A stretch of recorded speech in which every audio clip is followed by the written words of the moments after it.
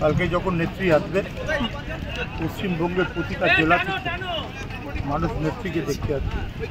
আর আমি মনে করি নেত্রীর যে কাজ, নেত্রীর যে আন্তরিকতা, তার সঙ্গে অভিষেক বন্দ্যোপাধ্যায়ের যে এই কেন্দ্রীয় সরকারের বঞ্চনার বিরুদ্ধে যে এই কর্মসূচি নিয়েছে, এই কর্মসূচি সারা বাংলার মানুষরা বুঝতে পারছে যে গরিব মানুষদের খেটে খাওয়া, তাদের এই পয়সা না দেওয়াটা কতটা অন্যায় হয়েছে।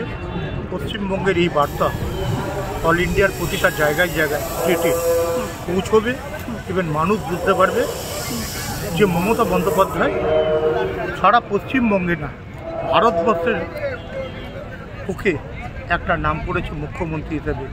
এই মুখ্যমন্ত্রীকে আমরা ভবিষ্যতে আর একটা বড় জায়গায় দেখতে চাই, সেটা প্রধানমন্ত্রী হিসেবে।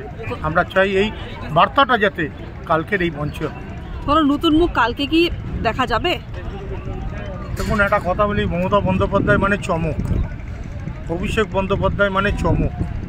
যে চমকটা কালকের, নিশ্চয়ই ধর্ণা মঞ্চে আমরা একটা চমক দেখেছি, কালকে দেখব তোমার ব্রিগেডের মঞ্চে অনেক অনেক রকম চমক আছে। যে চমক অনেকে দেখবার জন্যে তারা টিভি খুঁজে বসে থাকবে, কিন্তু টিভি খুলে শুধু একটা জিনিসই দেখবে, যে মমতা ব্যানার্জি, অভিষেক ব্যানার্জি, তার বাইরে আর কিছু।